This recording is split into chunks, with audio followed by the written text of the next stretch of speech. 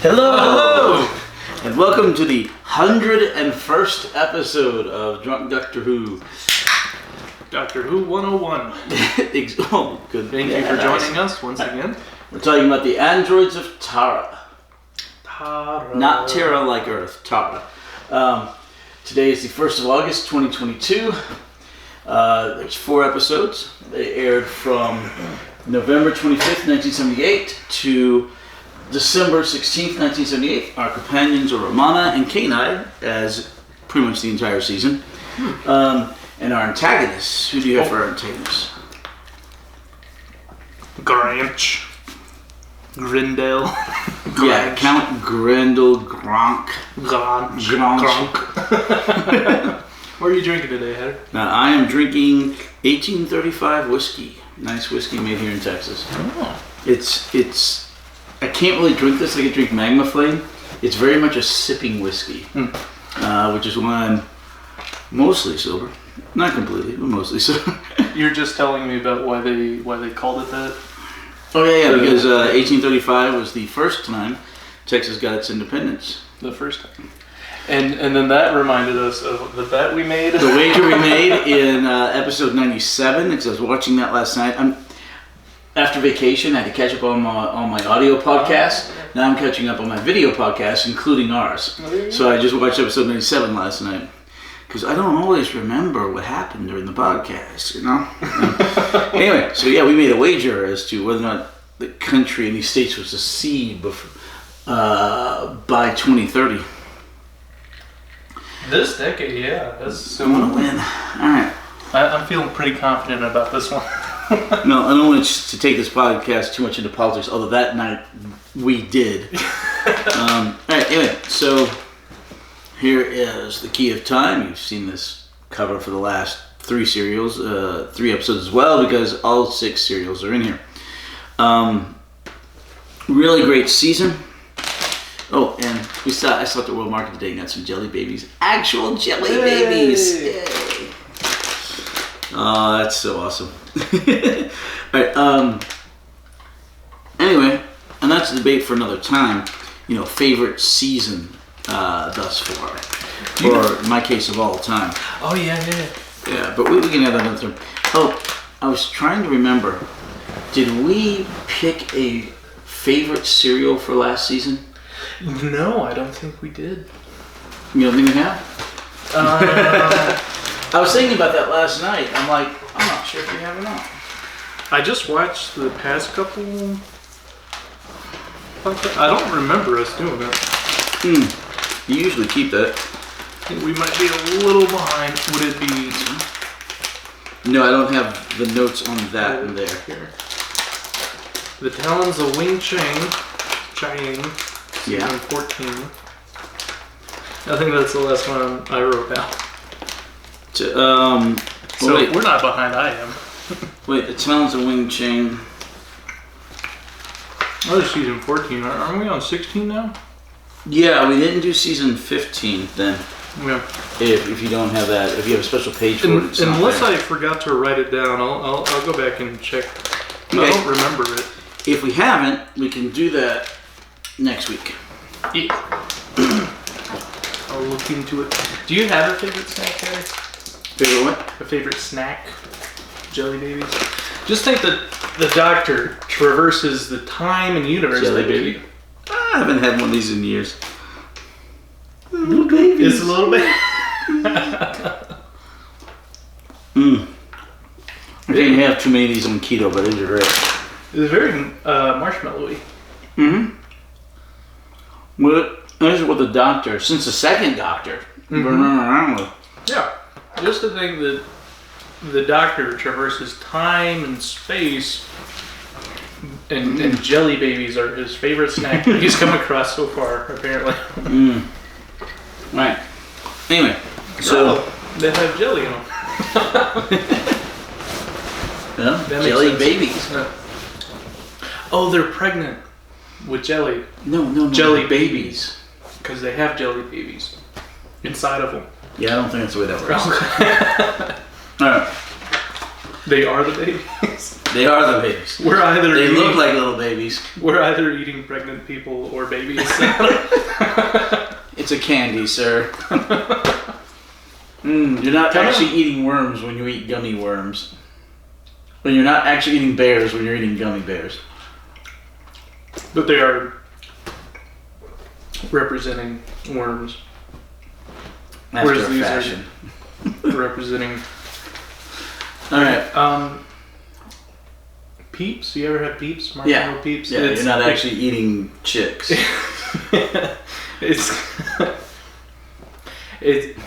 It's kind of like a peep, with like a harder outer shell and the jello inside. Slightly. Alright, anyway, so, okay, the Doctor and Romana are looking for the fourth piece of the Key of Time. They have 3. There's 5 total, right? 6. 6? Oh. 6. A cube has 6 sides. Yes. Yes. A D6. For some reason, I was thinking of the corners because they fit together like that, and I was like, there's.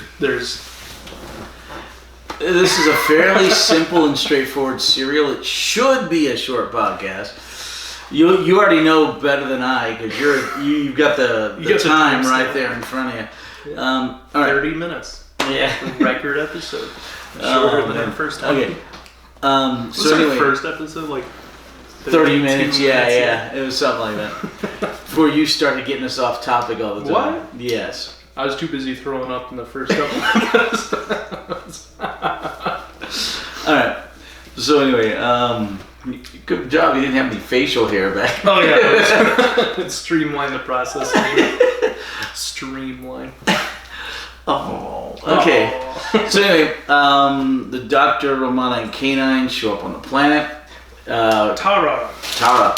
Romana's like, I'm gonna get the piece of Key of Time because the Doctor decides he's taking a day off fishing. He just wants to go fishing. The Doctor's Day Off is what I named this episode. Yeah. So she has a wardrobe change because at first she's wearing this gorgeous white gown from like I like the purple. the award ceremony in the end of Star Wars Episode 1, like the big white dress the lady's wearing, and then she's looking through the BBC wardrobe that's on the TARDIS. Yeah, she picks out this bizarre purple Willy Wonka looking suit with a top hat. She doesn't pick it out. That's Tara. That's what the women wear on she Tara. picks it out because that's their style, but Right. it's very. But it's like literally just about the very first loud. time we see the wardrobe. I think so. Yeah. And it's about the first time we see It's the been closet mentioned that the before, Doctor yeah. gets the fishing pole out of. Yeah. Yeah. All right. Or was that the same closet that? Oh no, yeah, you're right. Yeah. I'm thinking of the chest where he has his diary and stuff. Oh yeah, no, that's it. So His anyway, recorder. so the Doctor goes fishing. She goes off to find the fourth piece of the Key of Time. She finds it rather quickly. It's part of a statue. Like First 5 minutes. Of there's a guy holding a sword up. Really weathered statue. Like the face is so weathered it's not visible. And there's kind of a dragon down at the bottom. Think it of was his wiener, right? no, That was. no. That's what. Okay. It's a dragon. But think of What's the difference? think of I drag mine too. no. Think of the Green Knight and the Dragon or Sir Gaia. Yeah, the Green Knight and the Dragon. So there's a dragon down there, and the dragon, just the dragon portion, happens to be the part of the Key of Time. The Beowulf statue. Yeah. So she turns it into the fourth piece of the Key of Time, and you're like, well, that's quick. That's the first time we've ever had the Key of Time piece picked up so rapidly. Yeah. But they've got 3 more episodes to fill, so something goes awry. Yep. So this weird creature looks like something out of where the wild things are. Boogeyman, yeah. Yeah. Comes up and threatens her. She twists her ankle. And then a man with a rapier, an electronic rapier, electric rapier, and It's the double D batteries on the hilt. yeah, so I charge up, and a helmet on comes up, chases away the beast with the electronic rapier and saves her. I meant D batteries. D batteries. I meant 2 D batteries. I didn't mean double D bat. Okay. I like double D. Yeah. Batteries. Okay, so the creature runs off, and the man never mentioned again. Yeah. She's like, "Are there such things on Terra?" He says, "Well, I always keep my estate Apparently, yeah. He yeah, imports with them into creatures. his garden so he can. for hunting." Yeah. So anyway, he keeps looking at her and going, "Oh my gosh, this is amazing." By his looks, not by his statements. Anyway, so he turns out to be Count Grendel. No, not Grendel. Gronk or whatever. Oh, I wrote Grendel. Thanks. Grendel Grandel. How drunk are you, sir? Not at all. This was me This is you normally. Alright. functioning at full capacity. Grach, or whatever that castle's name is. Alright, turns out he is Count Grendel Grach. His castle's just over the way. He looks at the stone, the piece of key of time. He's like, "This is amazing. I've never seen anything like it." And he comes up with this probably BS story about you have to register this. Yes. And he's like, "You don't know the law? You have to register this." She said she's a traveler. Yeah, she's not from Tara. So he picks her up, puts her on his horse, and whisks her away to the castle where his physician will check on her ankle, and B, they will register the mineral, i.e. the piece to keep time. Now this is a really weird cereal amongst the parts of the Key of Time. Now it's not. It's a really good cereal. The fact that it's weird is the fact that they spend almost no time looking for the actual piece of the Key of Time. Right. Yeah. They find it almost immediately. It gets held by Count Grach, and they find it at the end again. They spend almost the entire serial not looking for the Key of Time, or not trying to get to it, which is unlike almost every other part. Yeah. Departure from Yeah. normalities. It's one of those episodes where it's also strange. I didn't like the first half as much as I liked the second half. I thought it really picked up at the end. But it's very much the Three Musketeers-esque kind of chivalry, Medievalish. yeah, Medieval-esque. fencing. But it's also a genre mashup where they do like medieval plus sci-fi, because it's this planet that's like musketeers, but they have technology like androids and electric rapiers, and we've seen them do something like that before. Thank you. Yeah, they have horses as their main means of conveyance, but the exact same time they have androids. I mean, It's like the monster of Peladon, where they're like primitive yet technologically advanced at the same time. Because what we consider one stage of society doesn't match up with the state of technology, but that doesn't mean every planet moves at the same speed. Right, yeah, like other as we do on places others. would develop technology at different rates. Like if you're a mining colony, so it makes sense. But it's not a trope you really see very often. The sci-fi, like two genres smashed up, like that Will Smith movie, the Wild Wild West, that's the one, like cowboy steampunk movie, or Westworld. You know, I still haven't seen Westworld, but I heard it's good. The show, they came out with a new one just recently on. The first season's good. It'll never live up to the first season. Because they had the movie, and then they had a show, and then they came out with a new show, I think. The original movie had Yul Brynner. I don't know, what is he? Did you ever see the movie The King and I? I think so. He was the king. Oh, I'm really bad with names. He's the bald guy. Yeah. Yeah, and a show with everything but Yul Brynner. Right. Anyway,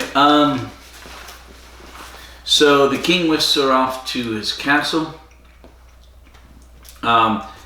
He gets her into this, onto this bed, ties her down, or, little metal clamps. And the surgeon is actually a surgeon engineer. Mm-hmm. And she's also amazed at the likeness of Romana. Her name is Lamia. Lamia. Yeah. They don't think she's a real person. They think she's an android. Correct. Because she looks exactly like Princess Strella. So it's another doppelganger, look-alike, Like a look. Oh, and chameleon. yeah, Romana plays 4 parts in this. Herself, Princess Strella, and 2 androids. So she does like quadruple time in this one. I just wrote down lookalikes galore. I was trying to keep track. I think they handled it very well. Sometimes it can be very frustrating for the viewer. Like that's why the superhero show got canceled, was because the audience were complaining about this like shape-shifting character, and they're all getting confused. Okay. So I thought for 1978 they had a lot of lookalikes, but I didn't really ever feel lost. Yeah. And we haven't had an episode like that since the one with the salamander. I think so. There's that one with salamander. I think. Okay. Doppelganger. Yeah, because the first Doctor The first 2 were Hartnell. He had the Daleks robot that looked like him, and right, he had the and then French, he had right, the French guy commander that looked like him, and then Troughton had Salamander. I keep wanting to call him Chameleon or something. Well, after the. But I thought Pertwee or Baker, I think definitely Pertwee might have had a doppelganger at some point. No, he had the episode where he went to the alternate universe and Inferno, where everybody was evil versions of Maybe themselves. that's what I'm thinking of. And so everyone but him had a doppelganger. Right, everyone but him had a doppelganger. So, okay, so we haven't seen this since Inferno then. So every Doctor so far has had something like that. Yeah, that's fun.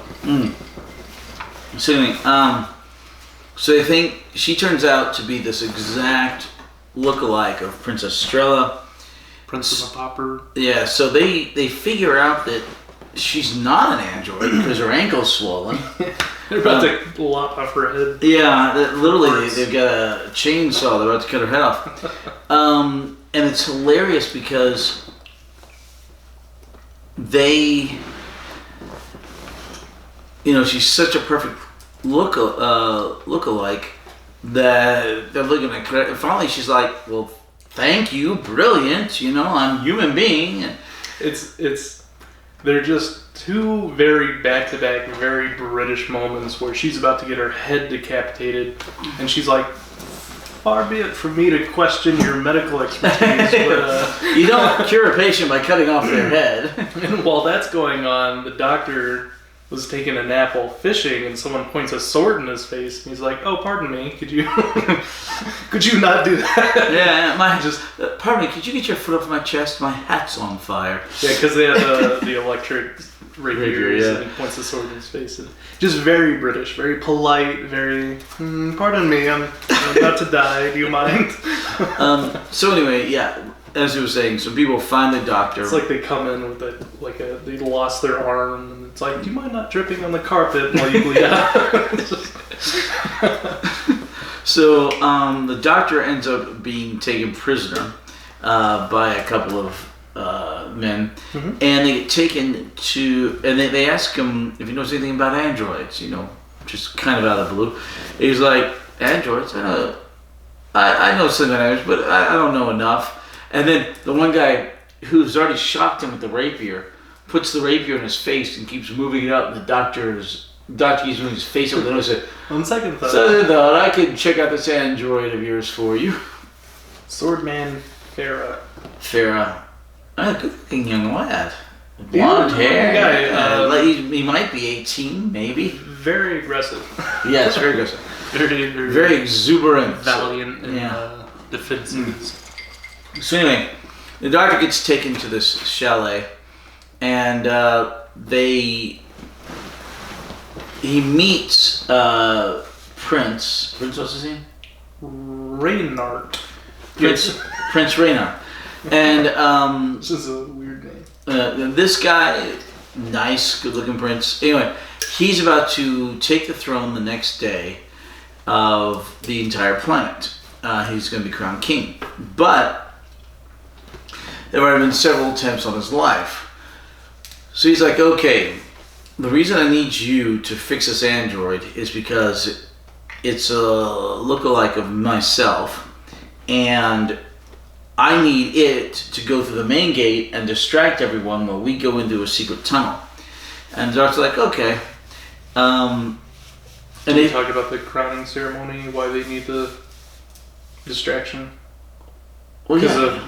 Oh, you already covered that. Well, we're getting there. Yeah. Oh, So anyway, they need him to be there at the appointed time. But there's already been 3 attempts on his life. So the doctor's like, okay, I'll fix the android for you. The doctor actually manages to fix the android, and it's working fairly well, in as much as it can, based off the doctor not having the proper tools. Yeah. The doctor also calls K9, whom they left in the TARDIS, and K9 comes to him. But before then, right? Yes. No. No, yeah. First episode. So yeah, K9 comes to him, yeah. K9 gets... But they have the wine nap, and then the king gets abducted. So I think K9 doesn't show up. Was that the second day? Okay. 2, I think. So anyway, so the doctor fixes the android, and then the android's working fine. So they take a celebratory drink of wine. To the king. To the king. And to the doctor. And they go, wait, yeah, not king yet. To the doctor. So the doctor ends up having 2. Yeah, because he went and drank to the king. No, the doctor. So after that, yeah, it was drugged. So the prince, the swordmaster Zarek, or what is his name? Zadok, Swordmaster Zadok, Swordman Farah, and the Swordman Farah, and the doctor. Yeah, they all pass out. The doctor's the last one because he's not human.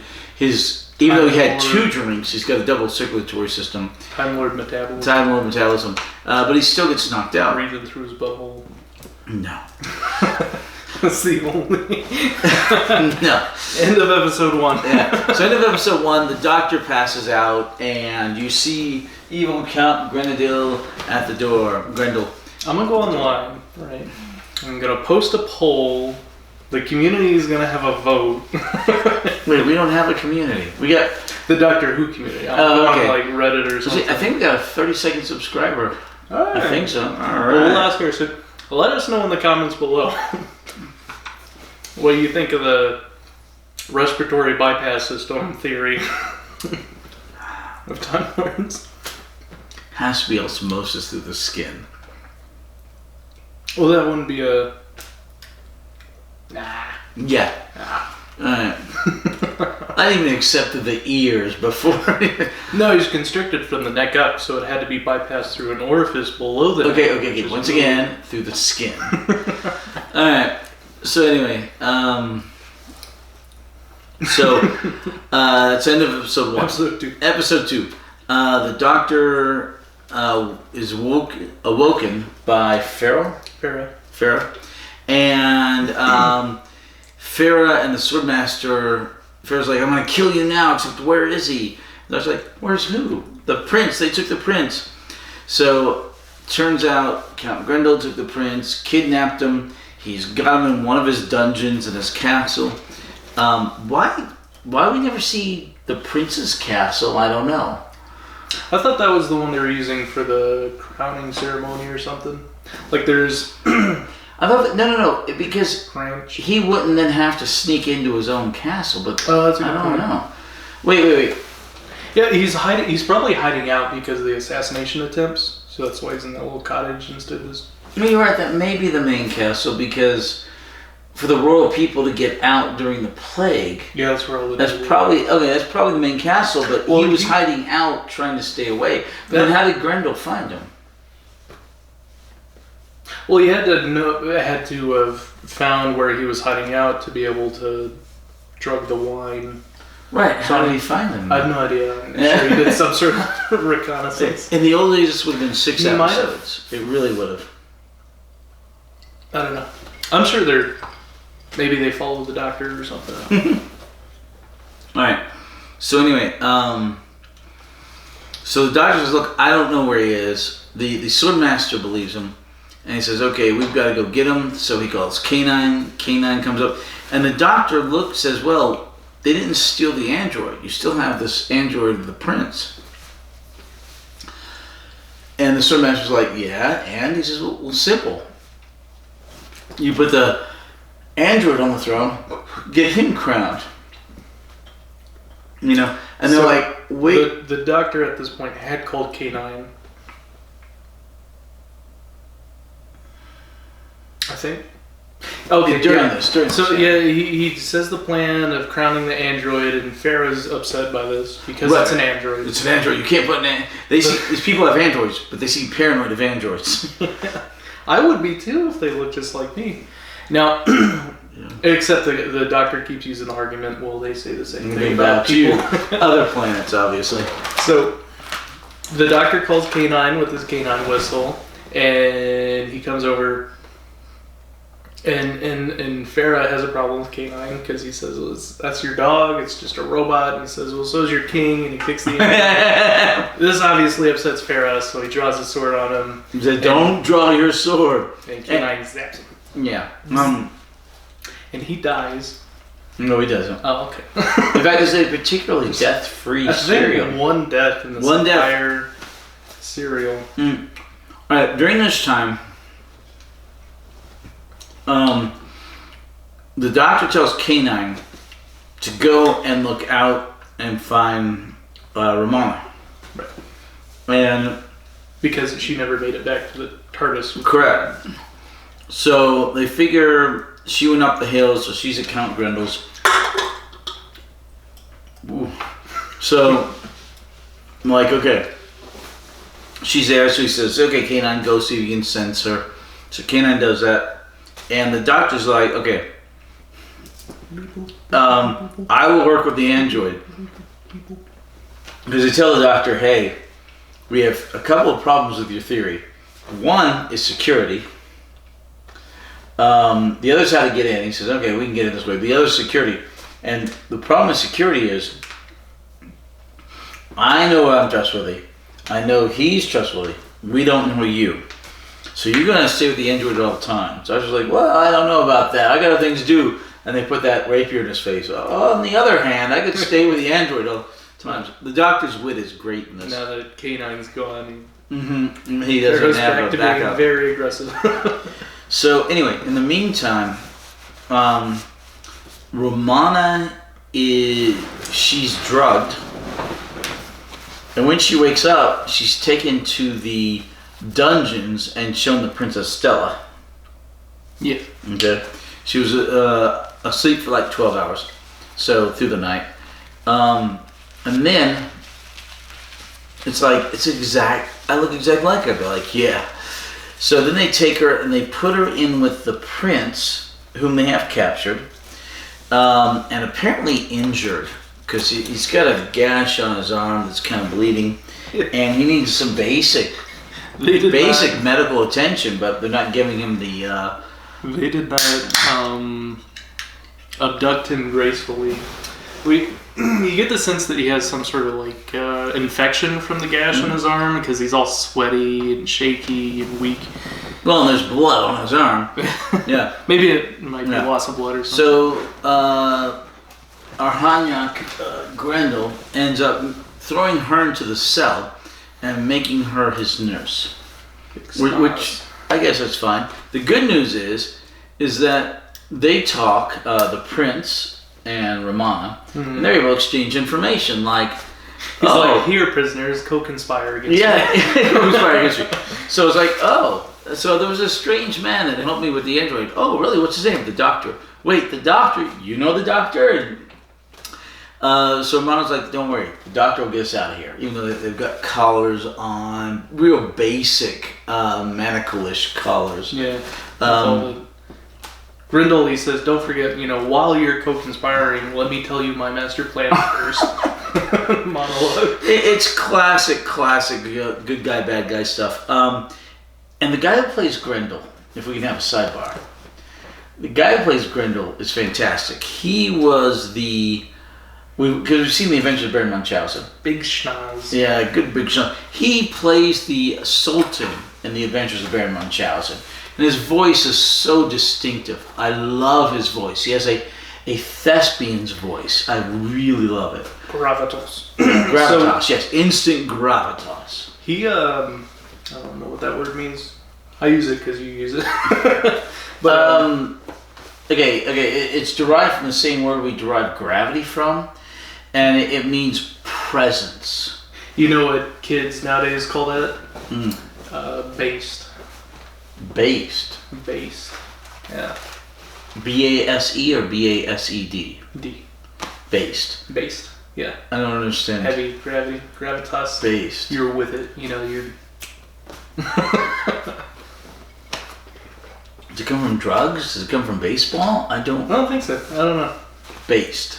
It's an online phrase that means like the opposite of cringe. It's cool, Okay. And gravity's been used as cool before. It's heavy, man. Heavy. Why do you keep saying everything's so heavy? Is there a problem with the gravity in the future? Back to the Future. Anyway, but no, this guy's great. He hams up as the bad guy. He could have played the master. So he's so good. That's why I said he felt very master-like with the discourse. You said he played the Sultan in Baron Munchausen, and the Sultan liked Baron Munchausen because his big nose, because he also has a big nose, which I always thought was a prosthetic, but maybe not. No, that was mostly his nose. It still looks like a prosthetic. I'm like, is that? It's a good sized schnoz, Great sniffer. Well, that's why they picked. They picked certain people to play. What's his name? The one who's the lovelorn guy with the big nose. Oh yeah. I know who you're talking about. Yeah. Sometimes they choose people to play them based on the size of their nose. They don't have to use as much prosthetics. So, have you ever watched the Slam and Salmon comedy movie? It's a lot like Waiting, right? Okay. And there's this guy who comes back from Hollywood and he gets his job as waiting at this restaurant again. And the reason he lost his job in Hollywood because he had this big nose, and then he made it big in Hollywood. He had a lot of money, so he got a nose job. And then they killed off his character because they only casted him because of his nose. Have you ever seen the movie Roxanne? Roxanne. I don't think so. I've heard the song. Okay. It's a movie with Steve Martin. Yeah. Movie list? Yeah, movie list. And he's got a big nose, and it's that whole same bit where he's in love with a woman, but she's attracted to somebody else because basically of his big nose. Cyrano de Bergerac. That's the name of it. Cyrano de Bergerac. Yeah, Roxanne sounds very familiar, but I don't think I've ever seen it. He's really good in it, and it has what's her face that played Olive Oil in the Popeye movie. Oh. And it has what's her face from Splash. I don't know if I've seen Splash. You ever watch Whiplash? Splash is good. It sounds good as Roxanne. What is her name? She also sang in music videos with her, I think, fiance or boyfriend or husband or something. Let me get a laptop for the podcast. No. So you can Wikipedia things. No, it's more fun not knowing. The podcast is growing, right? We're turning into the Joe Rogan Experience. Millions of viewers. 32 subscribe. I think it's time we hire an employee off camera who'll just look stuff up for us. He'd be like, Okay. Let me explain to you the no budget version of this podcast. We have no editing. We just have a front and an intro and an outro. Yeah. Any money we would have for the podcast is spent on alcohol and DVDs. Okay. Except there is no money. There's no money. That reminds me, subscribe. Like, subscribe, yada yada yada yada yada. And supposedly we'll have more people if we tell them to like and subscribe, according to That drives me crazy. Yeah, it does. So don't if you don't. It doesn't matter. Unsubscribe, dislike. Don't forget to unfollow and not share. Thank you. You don't listen to him. All right. Do you think that would work? Would people actually do that? Would you see like a downturn? Hold on, 32 subscribers. There's not much. They'd be like, "That's funny." Unsubscribe. All right. So anyway, she gets put in the prison with him, and then the doctor. Wait.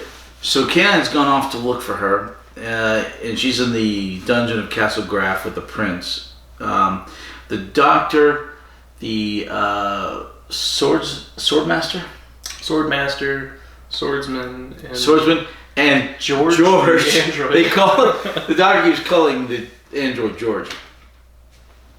Head off to try and sneak into the palace through this underground tunnel system, which was designed so that the royal family could get out of the castle during the plagues,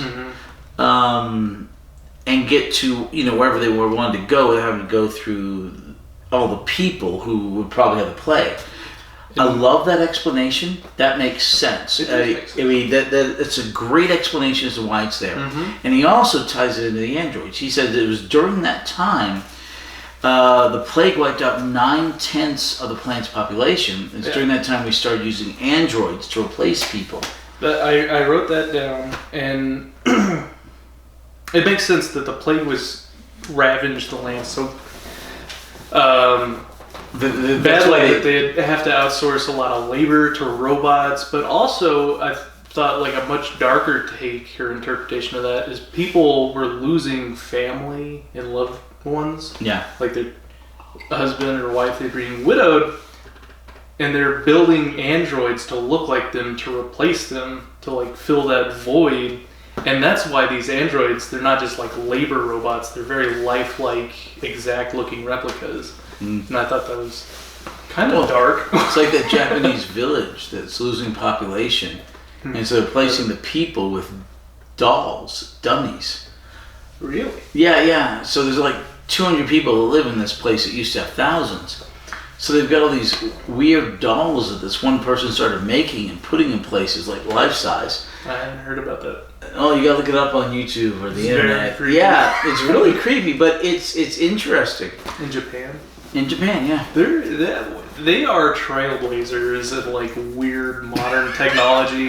They start, you're following the VR stuff, and so what they did was they attached a little robot arm to a VR headset. So in the VR headset, you see your AI girlfriend like feeding you, offering you a jelly baby, and the robot arm comes down and it puts a piece of candy in your mouth. It's so creepy. Yeah. Dystopian. I just can't stand it. Sometimes I'll go down these rabbit holes just watching a whole bunch of robot videos and stuff, and they're all very uncanny. The Japanese culture is fascinating and very strange. Yeah. Like the girls' panties, you can just buy used women's panties in vending machines. Vending machines in Japan are insane.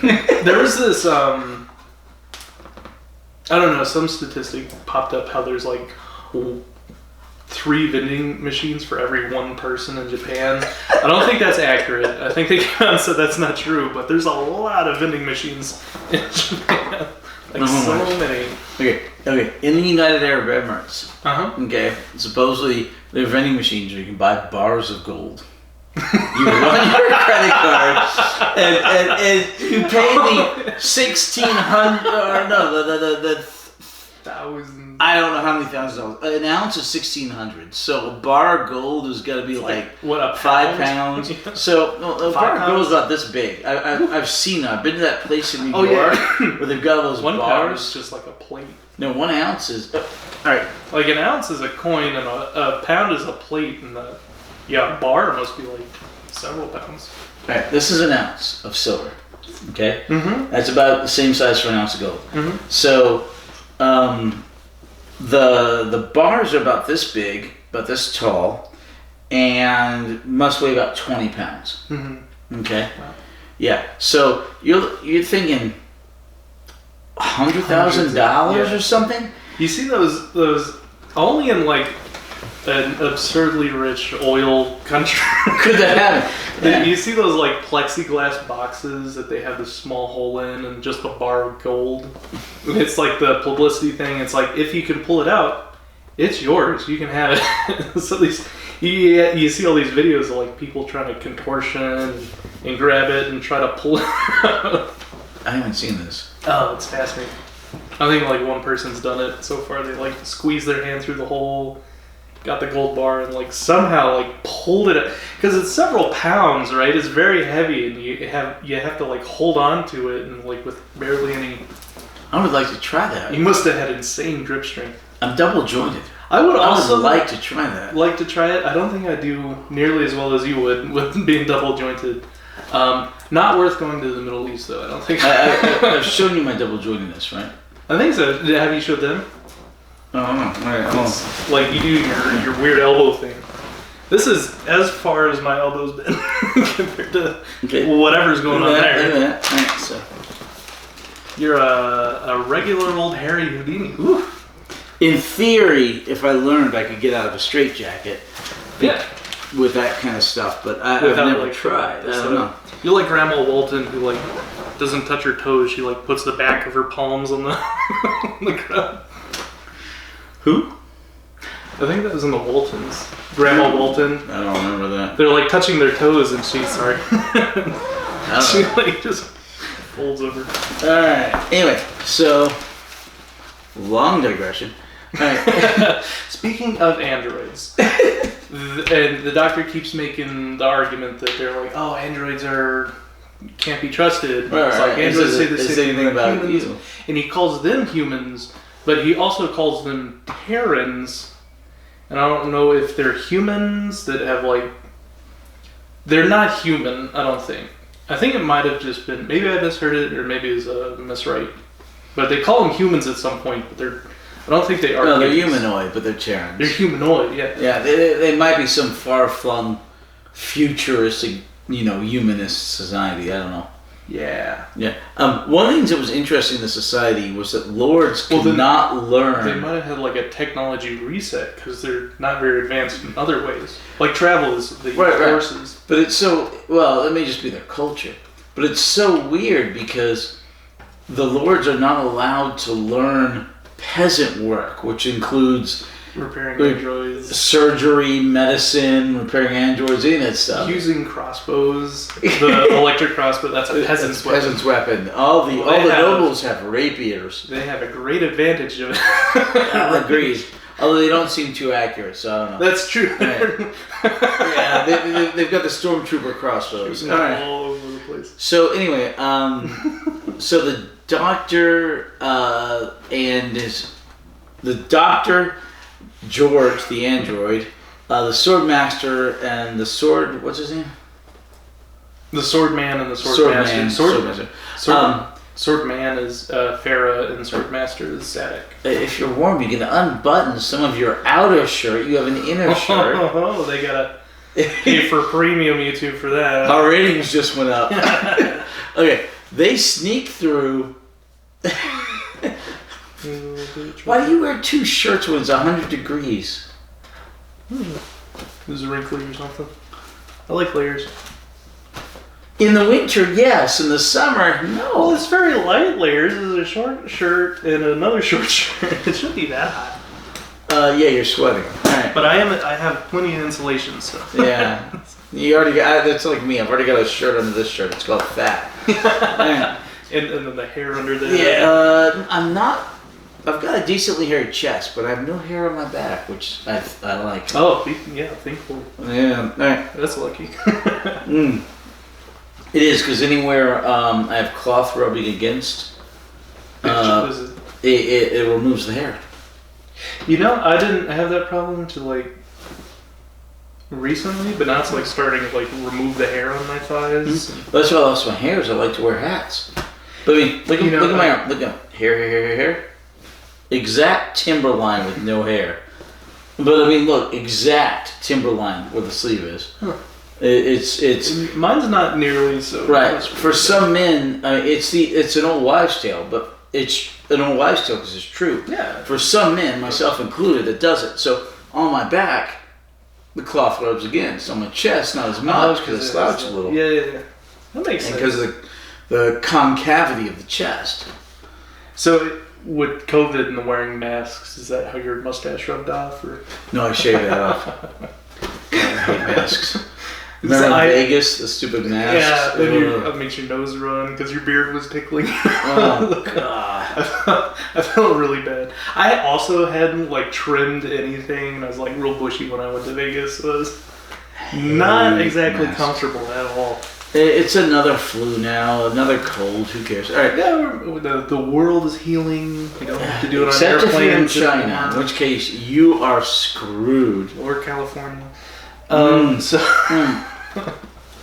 the doctor and everybody, the android George, everybody, they make it into the throne room through the underground tunnels. They do have to take out a guard, but he's going to be okay in a few hours. And some other guards attack them, but they get up. They're good. And at the appointed time, the Archimandrake, what is it? Archimandrake, who seems to be the head priest of the religion. I love his outfit. Oh, Archimandrite. Sorry. Archimandrite. I love his comical headpiece and the outfit. Colors, yeah, cool. It's really cool. Anyway, he opens up the doors and there's apparently the prince. It's not the real prince, it's the android, because the real prince is in the dungeon. Oh, I love that castle. Because he thinks that he captured him, and he thinks he's about to be crowned king, and he opens the door. And Grendel thinks all that. Yeah, and then and Archimandrite's like, well, if he's not here, we have to offer to someone else. Uh-huh. And he's like, well, who we offer to? Well, don't know, but since these are your guards, because you replaced the regular guards, hey, he had to have bribed that head guard that told the other guards to leave. Had to have bribed them. Mm-hmm. And it's like, well, I will give him my protection. Well, if that's the case, then I might have to offer it to you. And without consulting. Yeah, he would be the next in line. Yeah, but they open the door and he's there with the scepter and the orb. Very cool scene. Yeah, and it's like, and Grendel knows it has to be an android because he has the real prince in his dungeon, but he can't say anything because then how would he know it's not the prince? Yeah. So he expose himself. Rock in a hard place. Yeah. Speaking of his own making, the wardrobe, it's I compared it like the Three Musketeers, but it's also very like Indian, Middle East Sultan because they have the head wraps and the sashes. It's very Ottoman Empire. Very Ottoman Empire.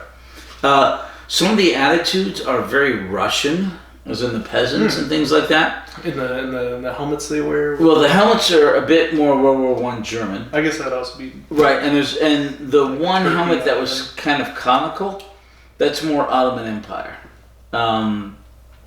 So there's a mishmash in this culture of elements of our culture, of attitudes and wardrobes. They talk like there's only one like world government, so I'm sure at some point the different societies just merged and their cultures. You're assuming they had different. It seems to be a very small planet. Yeah.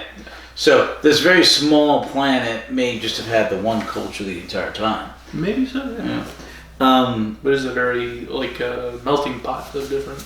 Well, melting pot from our point of view, because there's elements of several of ours, but we don't know from their aspect. All right. So anyway, they see that it's a prince. Grendel can't do anything. She's like, okay. In the meantime, Romana had been dragged out of the cell with the actual prince, and then Archimandrite, what's his name? Archimandrite crowns the android as king because he thinks it's the prince, and then he says, "Okay, now for the traditional." You have to give your acceptance speech, and that's a nail biter because the android's kind of on the fritz. Yeah, he was walking and hitting the deal, and the doctor was talking about. Anyway, the android. It's kind of like a pre-recorded speech, and he gets with it. Yeah, almost with no problem. Almost, he has the one problem. Yeah. I will respect your rights. Yeah, the android manages to get through the speech. And then you have this period where people come and give their allegiance, their oaths of allegiance. Swear loyalty. Right, and so the Romana Princess Stella, Romana supposedly acting as Princess Stella comes up. It's an android. Yeah, it turns out it's an android, right. Well, hold on. Spoilers. Comes up and gives the oath. What was that word we didn't know? Good question. You didn't write down? It'll come to me. Yeah, no, it won't. It won't. It will not come to anybody ever. All right, so the android. So you just say, "I'll do it later," and then they forget about it. Right. Like, ask me again later. So that android goes up and gives the oath, and then the doctor grabs the scepter out of the now king android's hands and smashes what you think is Romana or Princess Stella. Very faux pas. Yeah. End of episode 2. All right. Episode 3. Yeah, at first we didn't know if it was Romana or Estrella or an android. Well, no. Android wasn't even on the table at the time.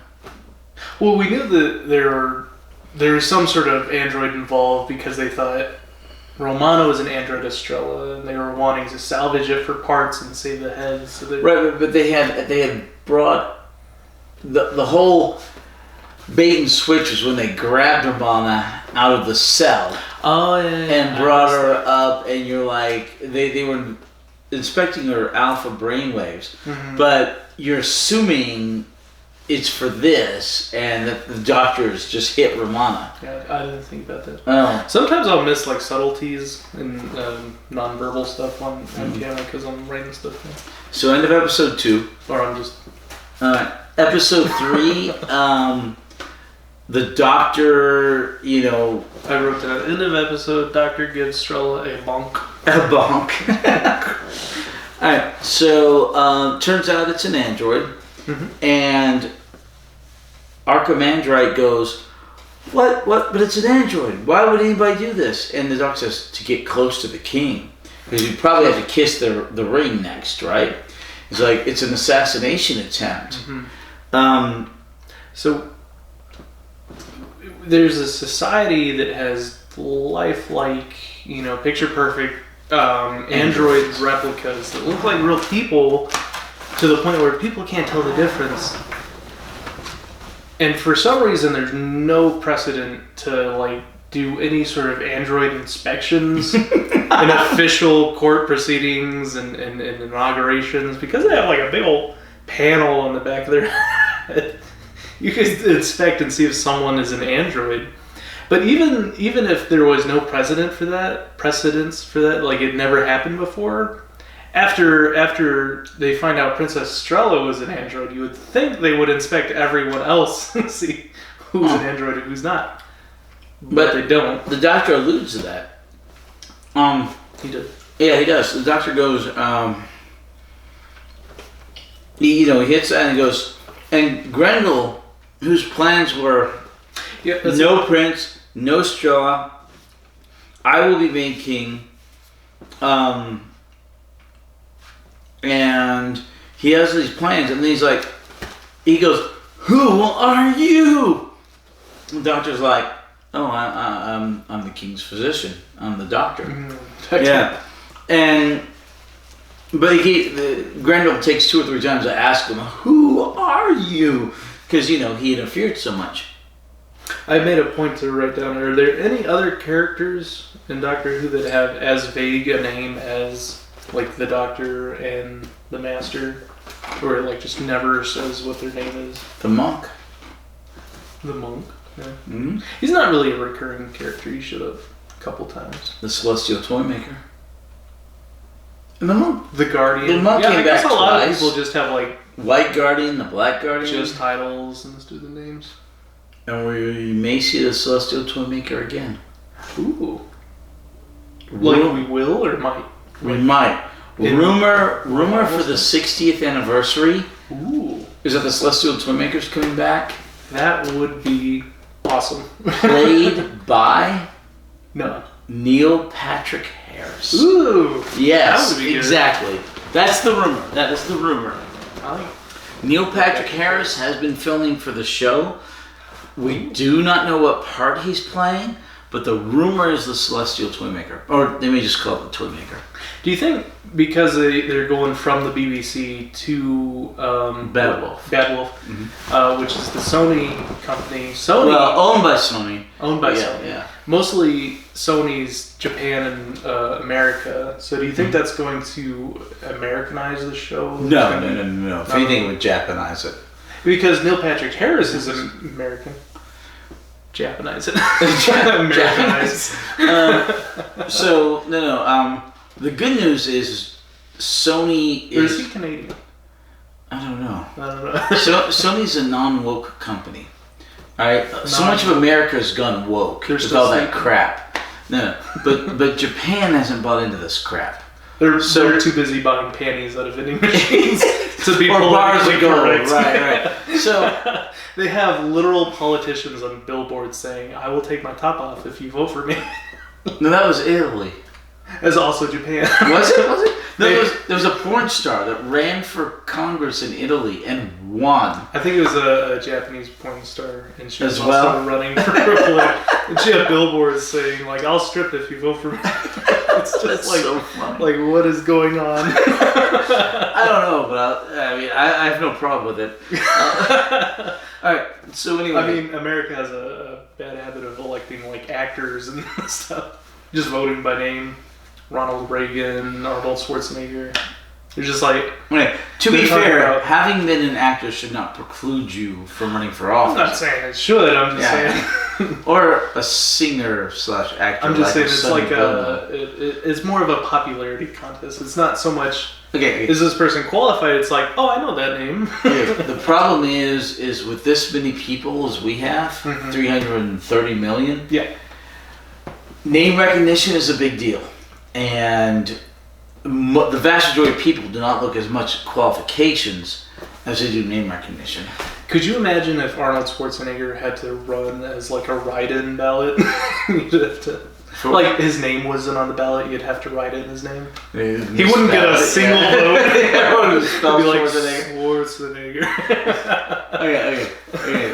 But he can't run for president. He wasn't born here. Right. Yeah. Yeah. But I think I love Arnold Schwarzenegger. Oh no, I like him. He's great. Huge, like the American dream success story. Yes. Becomes the governor of California. Cool guy.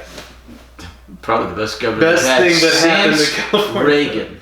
Yeah. Reagan was governor of California back in the 70s. All right. Anyway, so where were we? Episode 3. Yes. Okay. Strela android got bonked. Got bombed. All right. So Grendel's freaking out. Nard's like, you know what? This is an assassination attempt. And he tells Archimedes. Yes. Oh, wow. Hey, he tells Archimedes. Archimandroid. Archimedes, right? Archimedes is over there looking through a telescope. Yeah. He tells Archimandrite, hey, why don't we postpone the oaths for later? Mm-hmm. Grendel tries to get his guards, and the swordmaster and the swordman are like, no, we're his guards. And the judge is like, what kind of threat can he have from his own guards and his physician? Mm-hmm. I also think, well, I still have I still have the question of why didn't they do like an Android inspection? It might have been because like Grindel was stuck between a rock and a hard place, and his guard was currently the guard that was in power, so like he couldn't. But you think with the current events, he would be like, okay, we should maybe inspect all these people, including the supposed king. Also, how did the doctor know that He said he heard a spark. he heard a spark? He heard a spark. Historically, the doctor hates machines, so I'm sure he can spot android imperfections He from a mile away. hates some machine. He hates loves stupid computers. Stupid computer. But K9 and the TARDIS are not stupid. He's kind of arguing for android rights, right? He's like saying, well, why don't androids have just as, you fear them, they fear you. You think they're no good, they think the same of you. This isn't the Animatrix. So what? and then he bashes one's head in. Exactly. Because it's just a machine. I don't know. This is a very popular sci-fi trope concept that, like, machines or artificial intelligence at some point would need rights of their own. Like, they need to be recognized as people if they're capable of, like, the same emotions and thoughts as humans. Once you have true artificial intelligence, that's going to have to be a bridge we cross, you know? But they're machines, though. But they're manufactured. Okay. What are we except biological machines? Well, we have souls. We do. We're created by God. Inherently. But that's the ethical dilemma you have to debate through. If I don't know why they would ever give a machine emotions to begin with. No, it wouldn't have emotions initially. Not initially. Right, but no, it would create its own. I don't think it would create its own so much as people would attempt to program it with emotions to replace like a companion or something. They would want it to feel happiness, sadness, so they'd have a companion machine replacement because they couldn't find a girlfriend or something. I don't know. There's a movie. It might be equal parts. There's a movie with Keira Knightley. There's a ton of shows and movies. Talk about the Keira Knightley one. I haven't seen that one. Okay. Where turns out she's a clone. But she doesn't know it? Well, no, she kind of knows it, but they have these clone kids that they bring up, and what they're doing is cloning human beings, and eventually, once they're in their 20s, harvesting them for body parts. Oh, for so organ transplants. They're making clones and harvesting organs. And harvesting organs. Not the island or whatever that stupid movie was. This is a different one. Okay. But anyway, the whole point of them teaching them about stuff and learning about stuff was to see if they had souls. And it's one of the few times I saw the trailer for the movie.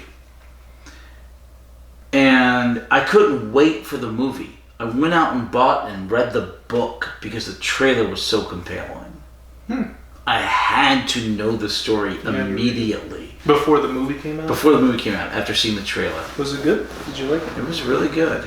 And what do you think? Would a clone have a soul? I have no idea. See, clones are a little bit different than manufactured, like android machines. Mm-hmm. I don't know. I think I'd put an android in the same category as like an animal. So if it has emotions and it feels pain, obviously it'd be inhumane and cruel to cause harm. But I don't think inherently it would have the same value as a human life because it's manufactured. Even though animals aren't manufactured, I would never value an animal's life above a human's. Agreed. Like, you could have a convicted murderer or the very last albino rhinoceros. It's like, choose, one of them dies. No matter who it is, I'm always going to pick a human over rhinoceros because humans inherently have more value because the soul. They can, even if they're a terrible, awful person, they can seek redemption.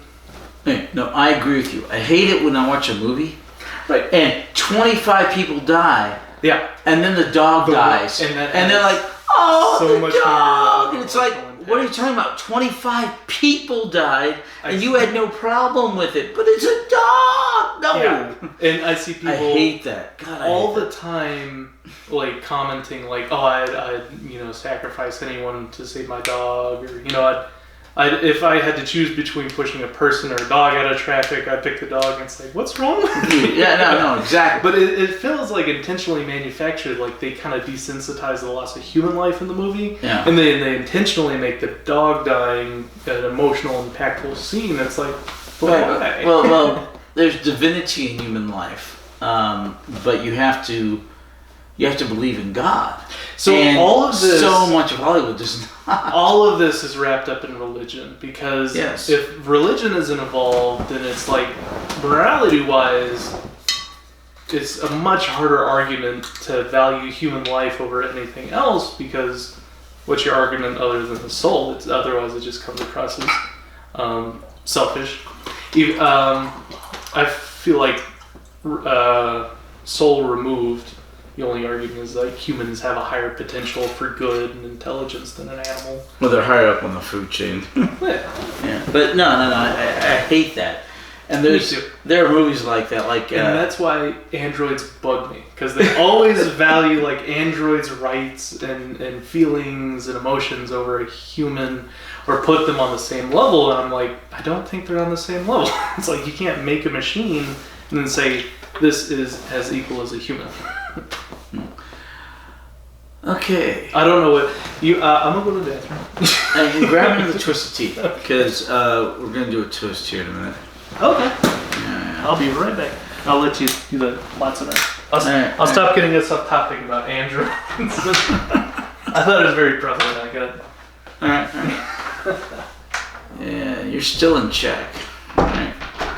Anyway, so all right. So the doctor goes back with the android and the swordmaster and the swordman, and they go back to the chateau, and Romana, with the help of the prince, actually manages to escape from the dungeon. She manages right off. She manages to get to the chateau. While they're at the chateau, and the doctor's like, "Yay, you're here." Count Grendel Grach shows up under a white flag of truce, and he says, "Look, I need to speak with the doctor." They're like, "What?" He says, No. And he's, "Oh, wait. All right, before that, a servant of Grendel shows up at the chateau and says, "Hey, we have Romana, but we're willing to trade it for a deal of the prince, or now the king, even though it was the android crowned, saying that we can go free, we can be exiled." So the doctor says, "Okay," because he's only talking to the doctor, and he has to meet Lamia at this particular Temple of the Four Winds or whatever at a specific time. So the doctor goes there with Canine. They enter. Then Lamia shows up with the second android version of Romana / Princess Stella, and the android is set to execute the doctor as soon as the doctor says anything, because of the pattern of the voice, which they got from the hunchback servant of Grendel whenever he was talking with the doctor. So this android is set to execute the doctor.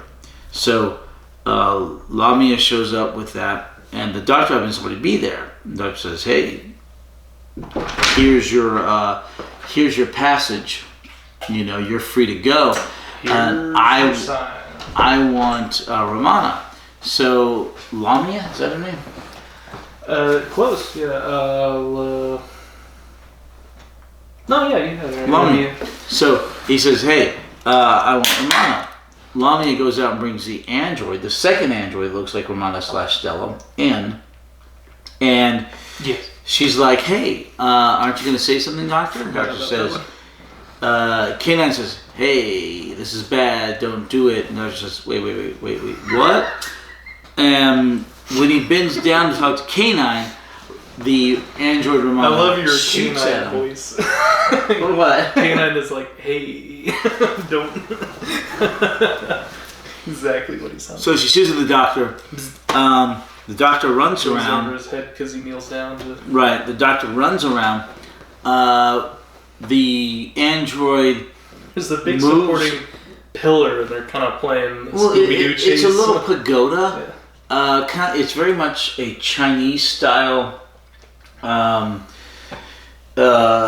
temple. There's just a little one, and they have those a good bit, or they used to have those a good bit in China. Maybe they still have them in Japan or Taiwan. Anyway, so the android goes in front of K9. K9 shoots the android. Grendel is out there with his archers. The problematic coward he is. And he's like, okay, start shooting because something's wrong once he hears Lamia scream when Romana's android is shot. They start stormtroopers shooting at the door with their crossbow bolts. And then Lamia runs out and is shot and dies due to all these crossbow bolts. The one death in the serial. So it's very much a family show this time. It's a very medieval, brutal, kind of gruff serial. However, there's a total lack of death. There's one death, and they do take time to add somewhat of an emotional impact to the single death that happens because Grendel's kind and Grendel were kind of an idol. of caught up about it. And she is so besotten by him. Yeah, he doesn't. I don't think he cares as much about her though, so it gets over quickly. Yeah. Although he does order, he wants the doctor dead because of what she did. This is all a trap to get the doctor in. So she's shot, and K9 tells the doctor not to go out because Grendel offers him, I will not shoot you. Shoot as soon as you see him. You have my word. To the archers as a grach. I will not shoot. And so the doctor moves out and they start shooting. The doctor runs back in. Then he pops his head out and goes, liar! And he goes back in.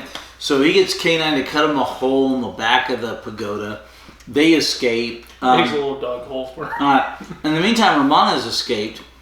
Romana shows up on a horse. She gets out of the castle with the help of the prince. K9 and the doctor are all running.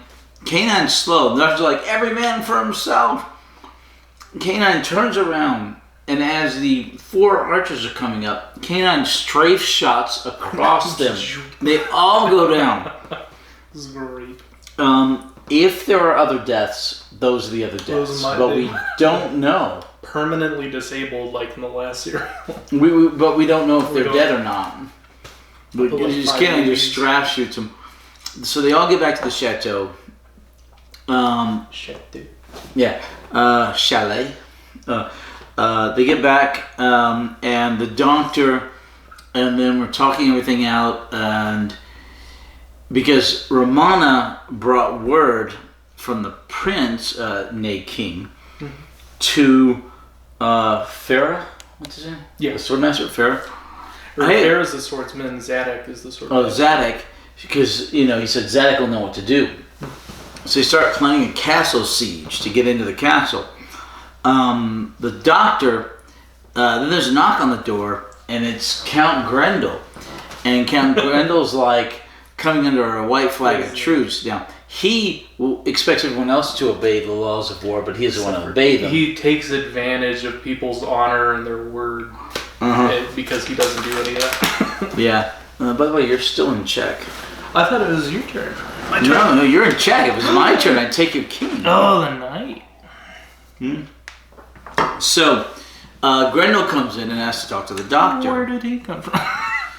That was 2 turns ago. I put you in check there. You moved back. Then I brought the knight up to put you in check again. You sure did. You have to go backwards Yeah. or sideways because you can't move forward because of my rook.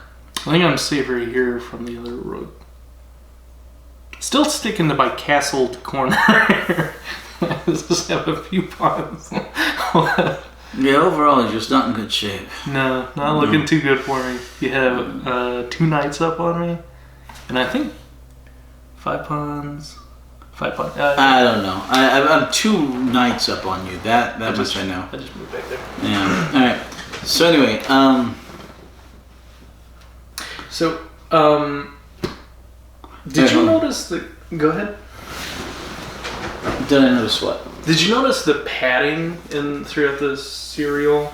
Like, they spent 2 minutes with what was her name?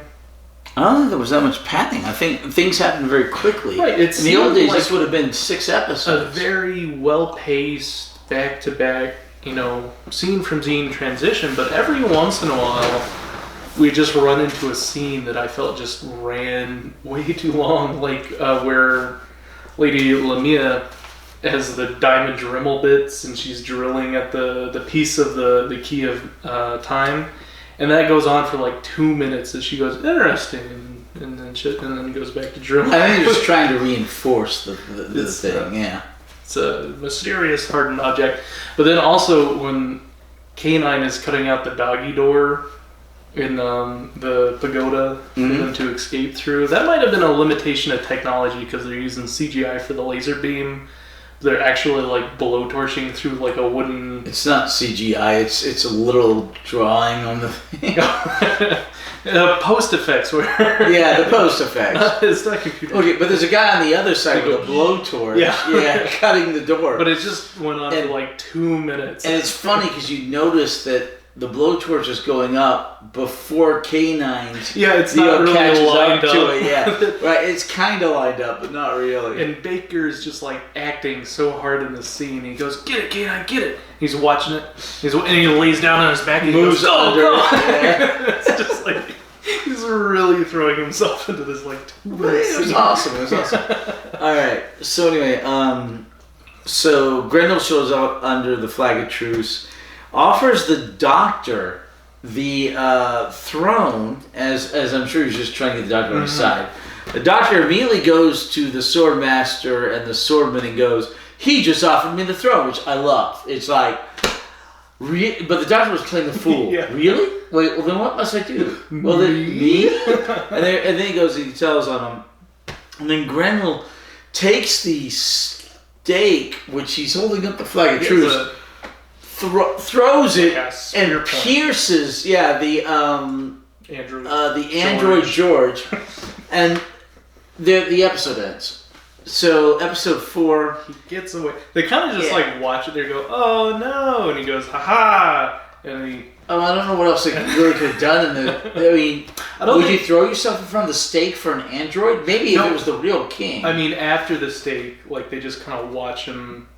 They're in shock. His way. Yeah, I guess Yeah. so. But yeah. Also, he's like the greatest swordsman of Tara. Of Tara, yeah. So yeah. I guess they don't really exactly want to just step into. They're fully in shock. So then he leaps over the stairs. He already had his men grab Romana, who had escaped, and they run off. And the doctor goes up and knocks the crossbow out of the one guy's arms. Peasant's weapon. Yeah, It's a weapon for peasants. Let me use it. Yeah, because they have Romana. Mm-hmm. They take Romana back to the castle. Apparently, they're not too accurate, so he's not risking it.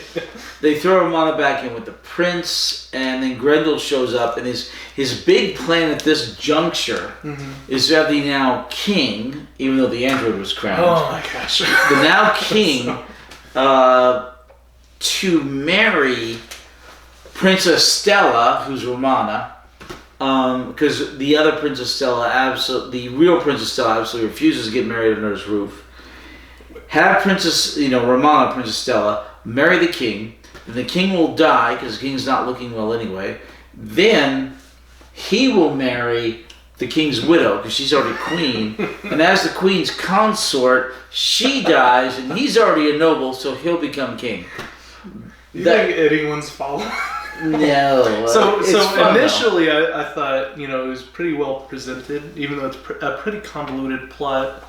After a few drinks, I'm getting a little confused with all the doubles and the lookalikes. Yeah. But then he tells everyone his plan, including Archimandrite, who comes over to. No, he doesn't tell Archimandrite his plan. He tells Archimandrite what's going to happen. Verbatim, he says, "Hey, you're here to marry Reynard with Strella, but he's not going to be here too long. He's looking pretty sick." So while you're here, he's probably going to pass away, and then you marry me. No. Then you do the last rites. Then you marry me to his widow. Yeah, and at no point is Archimandrite just Wait a second. Wait a minute. This is a very gullible individual. All right. It's marry him, and he's going to die, and then you'll marry us. Would the marriage even be valid if they haven't consummated it? Yeah, true. I mean, I don't know what the laws of their planet are. The victors write history, all right, Princess Bride. So anyway, the doctor says, "Okay, we have to take the castle," and the swordmaster's like, "Well, we can do a siege. They only have 6 men, but we're gonna do a siege." So the person that's supposed to be king of the planet only have 6 men. So we're going to do a siege with 6 people, and you see the castle. It's a real castle. The planet must be giant. Well, 90% of the population died. So that's true. Yeah. So the doctor said, "We don't have that much time." And the doctor goes, "Okay, I'm going to get into the castle. I'm going to open the gate. When I open the gate, you and your 6 men charge in. Because they're going to all be busy with the wedding." And how do you get into the castle? And he says, "Well, there's a water gate here." And the swordman goes, "That's not ethical." And the doctor said, and the swordmaster goes, "Basically, he just came in here under a flag of truce, white flag, and killed our android. It's and kidnapped Romana. What part of ethical makes sense? At some point, it's time to answer in kind." Correct. If they're gonna play dirty, you play dirty. So the doctor and K9 go in on a small, a really small boat. It's called a skiff. A skiff. Yeah. They go in, they go under, K9 cuts a hole in the foot-thick wooden door that protects this area. So, another filler scene that takes 2 minutes. It's not a in the pagoda. It's the doctor's really dramatic pause. Pause. Baker's really throwing himself into the scene in the pagoda where he's going, "Go, K9, go!" And he's laying under the beam and going, "Yeah." And he throws himself into this one. And this one, he's like, "Shh, be quiet." He's like, "Hurry up! You're taking too long. But be quiet. But hurry up!" A hamster with a dull blade can cut this faster than you. So at some point, Baker's just "How many 2-minute scenes am I supposed to do with no?" So Tom Baker gets into the bottom of the castle. He literally walks into the wedding scene right as they're about to ask Romana if she's going to marry. Romana and the prince have been threatened that if they don't get married in this thing, that the princess will be killed. So they were both complying. Why does anyone trust the word of Grendel? No clue. I would just say, I'm sure that you do. The doctor comes in. He says, "Hey, this is not them. Save some of that. We got the toast." To Bernard Cribbins. Oh yeah. You told me about that. So the doctor comes in, and he gets challenged by Grendel, Count Grendel, to a duel. Is Grendel the name of the? No, I'm thinking of Gargamel from the Smurfs. Never mind. No, Grendel's the name of an ancient monster in Nordic mythology in the Epic of Gilgamesh. That's the one. The Epic of Gilgamesh. Yeah. I don't know which is the oldest story in English. It's Old English. It's barely English. Yeah, it is. Very old. I had to study it in graduate school, but it's the oldest story in English that we have, and it's very old English. Did you watch any of the movies for? I saw the one with what's her face. Oh, is that the animated one with No. Married to Brad Pitt. Yeah. So it's weird because it is animated, but they use her as the character, like they motion track their faces, the actors' faces. But it's all animated, like none of it's live action. Well, some of it was live action. I don't think any of it was live action. I think it was all animated. But they had really good motion tracking and like face mapping. Angelina Jolie. Oh. And they also she's amazing. They had a few famous like whoever did The King. But yeah, great animation. Like some of it's subpar, but other like with the motion tracking, they might have filmed it in live action and then put like an animated I think the filter basic over stuff is filmed. Yeah, it's like mocap and stuff. But there's some of it that's done too. But I think most of it was just filmed. I think it's all animated. There is a live action Beowulf. Right. It doesn't have Angelina Jolie. Right. So anyway, the doctor comes in, gets challenged by Grendel to a duel. Doctor says, "Well, I forgot my sword." Grendel's like, "Well, here's mine," and they duel. And I love it when the doctor does this. The doctor acts a fool and then beats the crap out of the individual. You know. So there's something innately primal about this process of being humble and just absolutely humbling the aggressor. Yes, like I love it. These scenes in shows and movies all the time where it's like this guy's really overconfident. He says, "I'm gonna destroy you in darts," and goes, "Oh, darts, yeah, I'll play." And then they play darts, and he hustles him for a bit, and then he just wham, wham, 3 bullseyes. He's like, "Oh yeah, I was the dart champion in high school at Dartmouth," and like what? You put Roxanne on that list, right? I did. Okay, good. Is that a scene? Darts come into Roxanne. That might have been the scene. No. You're probably thinking of that movie about the TV show about that really neat guy who coaches a soccer team and he knows nothing about soccer. Maybe so. I didn't actually. It was just a clip I saw, and then right. But it's a you great would have clip. known better if I was the dart champion in high school, and if you'd ever known anything about me or asked. That's that TV show. My wife loves it. I haven't seen much of it, but what I've seen I like. It's so good. So there's something about like being humble and not admitting to your strengths, and then someone having that you veil of mystery. Yeah, just destroy, like annihilating something. Right. There's 2 jacks and ace on the table. They've got the pair of aces, but you've got the 2 jacks, and they've got a fantastic boat, but you've got the quads, and then they're gonna kick your butt, then you just bluffing school them. to bid up that pie. You're like, well, no, I don't know. I love that. I love doing that in real life. Don't let them see you coming. Yeah. Let them think you're less than you are, and then just surprise them. I love that. Yes. Anyway, so the doctor plays the fool. It's like, I'm going to teach you a lesson in fencing before you die. And he salutes, and he goes, and the doctor doesn't do it. He salutes again, so the doctor salutes, and then he takes a stance, and the doctor turns around and takes the same stance, facing the same way. He's mocking him. And there's a few subtleties that just like completely went over my head. You had to explain them to me, and that was one of them. I'm like, why does he turn around? Anyway, so the doctor acts like he's learning. And he does, they fence a bit. The doctor goes, "Oh," like he's figuring it out, and then he starts kicking Grendel's ass. Who's supposed to be the best, swordsman on the entire planet. It reminds me of like Princess Bride. Yeah. Except they're both fantastic swordsmen. Right. And they're like, I'll use my dominant hand. It's like, I will too. And I'm not left-handed either. Yeah, I love that. Okay, so he kicks Grendel's butt all the way up to the top. In the meantime, he tells the prince, the gate key. So they open the gate. Right. That's after the Reynard. That's after the manservant tries to interfere in the fight. Till the prince stop him. The Hunchback of Notre Dame.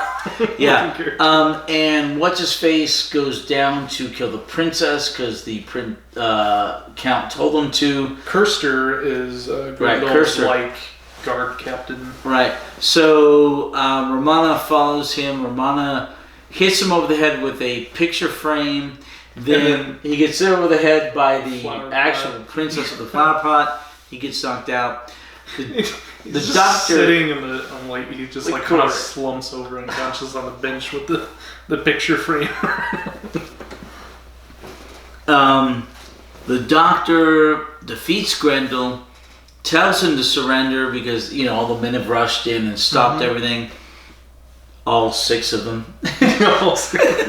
They defeated 2 guards. The 6 men defeated 2 guards. It's a very unpopulated planet. They all died by the plague. Grendel says, "No, I'm a Grach. We never surrender." And he leaps into the lake to swim off. Yeah, we never surrender. We do, however, run away. And he gets away. He does. There's one death this entire serial. The bad guy gets away. Maybe we'll see him again. We don't know what K9 did. We think he stunned them. Do we see Grendel again? No, never. Right. Never again. Never. Not yet. He never got his just desserts, his comeuppance. Well, we don't know that, but yeah. Anyway, so Grendel gets away. Dr. Romana had the 4th piece of the Key of Time. You ever watch Lovely Bones? No, Alyssa likes Lovely Bones. I felt the same way about that. Wait. It's about the Bones guy. or Lovely Bones? Lovely Bones. Yeah, not the Bones TV show. It's about this guy that murders children, and then I hated the movie because I thought it had a bad ending. Spoiler. Because the guy basically gets away with it. He makes it into his elderly years, getting away with murdering children. And he's in his 70s. I'm like, that's terrible. And at the end, he's trying to abduct some teen and murder her too.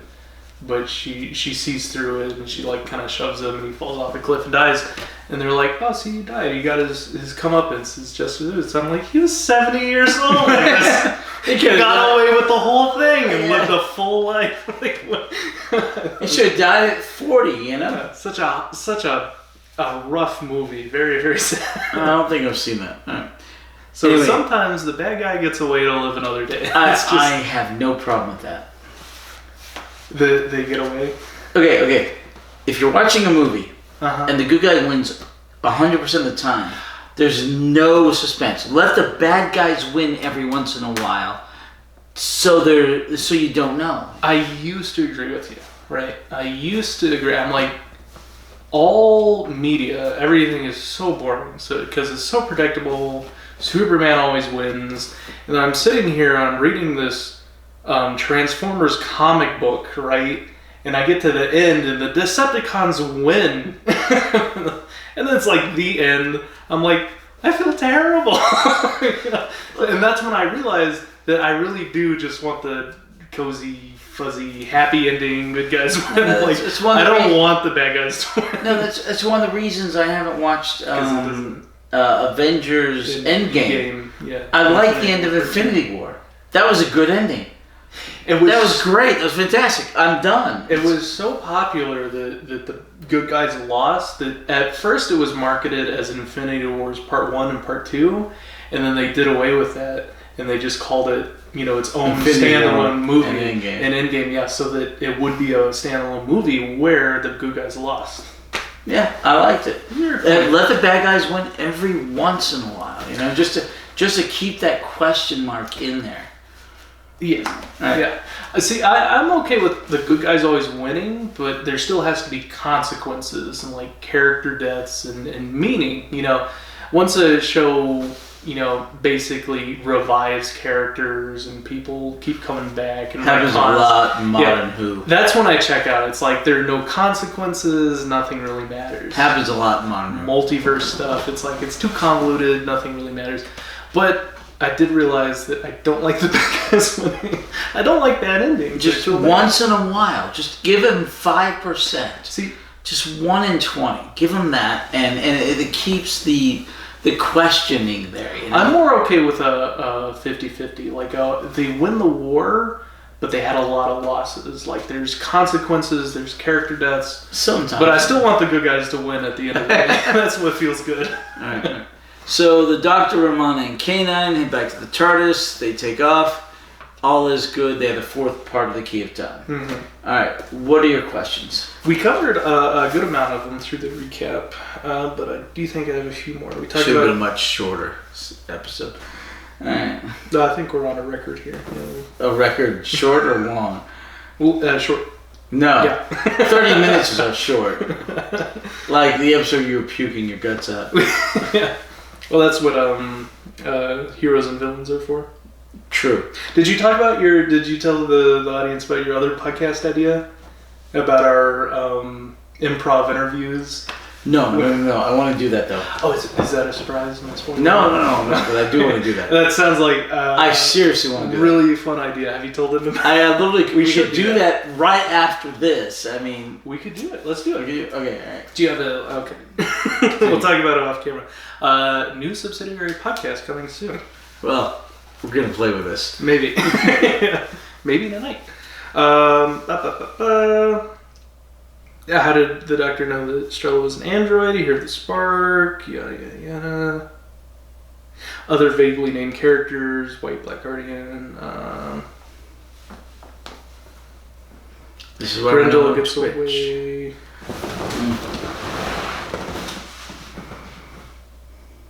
You know, actually, I think we covered every question. I don't think I have any outstanding questions for this serial.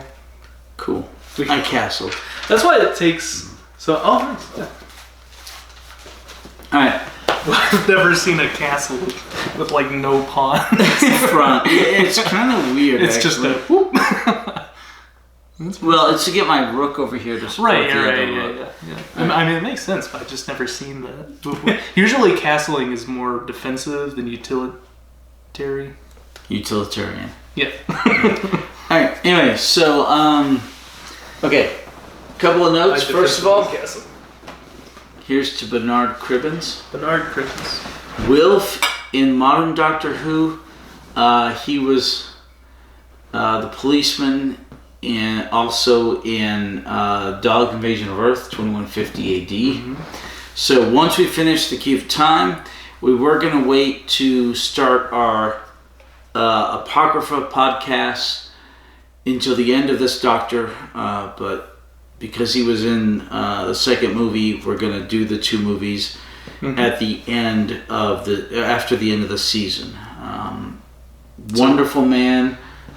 Amazing man. He's gone, but rest in peace. Here's to Wilf. Bernard Cribbins. To Wilf, yeah. So in honor of dear old Bernard, great idea. We're going to rewatch the two movies. Mm-hmm. Yeah. Very excited for that. It's been a while. I've seen them suggested on Amazon. And I'm like, I can watch those because I've seen them before. Because most things I can't watch because they'd be spoilers. But I was like, no, I'll wait until we rewatch them for the Apocrypha stuff. But it is coming up, so I'm excited to see him again. It's been a while. Perfect. He was 93. Wow, good old. He was an OBE. Long-lived. YN? No, OBE, Order of the British Empire. It's one step below knighthood. Knighthood? I didn't know that. One step below knighthood. Order of the British. He was wonderful, and one of my favorite companions. He passed away Thursday, 3 days ago, and he filmed some scenes for the 60th anniversary. Oh, that's very exciting. 3 weeks ago. So, like, right before he passed away. Got it in, yeah. So, we will see those eventually. Happening a surprising amount, like with Carrie Fisher in that Star Wars film, and she, like, passed away. Like, so many... But they spliced her into the number 9, yeah. But, like, so many of these magnetic actors are... It's very hard to watch, like, generations turn pages. Like, you lose a lot of your favorite actors and artists and performers. It's one of the problems with the growing old. I mean, I'm 53. I'm not old yet. That's 8 more years. I'm advanced in middle age. Yeah, you're young. So many friends and family members and people I admire, they keep dying. Yeah. Every there's a song that always plays in my head, the Frank Sinatra, "That's Life," and it's just, that's life, and you gotta carry on. So here's to his family, and that's life. It's life. Next week, The Power of Krull. Krull. Krull. Is that an alien? It sounds like an alien. Krol. Well, most of the people in Doctor Who are aliens. That's fair. Power of Krull. The fifth part of the Key of Time. I meant like a creature. It'll be it sounds like a creature. It's Krull. Like the. Did you ever see the movie Krull? No, don't add it to the movie list. It's not worth it. Krull. It's not that good. What is a Krull? Is that a thing? Krull. Krull. Krull? Krull. There's a movie? Bad 80s movie. Do not add it to the list. But The Power of Krull, Kroll, is next week. 4 episodes. We will see you then. Double check and make sure that we have haven't vote on our season voted 15 on last season. favorite. We might do that next week, and then we could theoretically vote on this season the following week. Oh yeah, because we're watching. Because we'll be that's watching our the season final. finale, right? 2 weeks. From now. No. 5 pieces. Yeah. Yeah, not next week, but the week after, the Armageddon Factor. And then the movies. Then we'll do the movies and our vote. Apocrypha, and then we'll go on to Vote on stuff. season 17. All right. We really should have a tiebreaker. Tiebreaker? Yeah. For what? Our season favorites and our favorite seasons. We of usually Doctor. convince one or the other Yes. of it. I mean, I don't think we've had an pretty absolute There have been some knockdown, really drag close out calls. fight, but yeah, we've been close over At those. some point, we're gonna completely disagree on something. Wait. Eventually, but we've done the first 3 Doctors every season and our favorites of all the seasons, right? Yeah, we've been doing pretty good so far. Okay, but no, we've No taken fist every fights, yeah. season favorite and we've chosen amongst them for all the first 3 Doctors. Yeah, we have our Doctor favorites and our season favorites. Okay, Yeah. so we're still working on the 4th Doctor. We missed doing the season favorite last season. Right. We'll do that, and then this season, and there's 2 more. 2 more. And 2 more seasons? yes, of this Doctor. The next season is really good. Baker had 7. 7 seasons. Yeah. The next season is really good with the City of Death and stuff. The season after that is not as good. Kind of takes a downturn. Yeah. Is it... Okay. But Is that the last season where he doesn't have a companion? Or is it just the 2 episodes where he didn't have a companion? the 4 episodes yeah. of The Deadly Assassin. Oh, It's the okay. only time that's the only time the Doctor does not have a It's kind of companion. like dialoguing out loud. But Right. It's the only time in the history of the show thus far the Doctor has not had a companion. They're like, we need a new companion. And Baker's like, nah. No, he did. He said, no, I can do it on my own. He really said that. And yes, he did. And they tried it. They didn't Didn't like work it. out. So no. He always has a companion. Great Doctor, not that great. You always need a supporting link. See you next week. Bye-bye. Bye-bye. Thank you for joining us once again, hopping in your TARDISes, traveling back in time with us, 1978. We'll see you next time. Bye-bye. Bye-bye.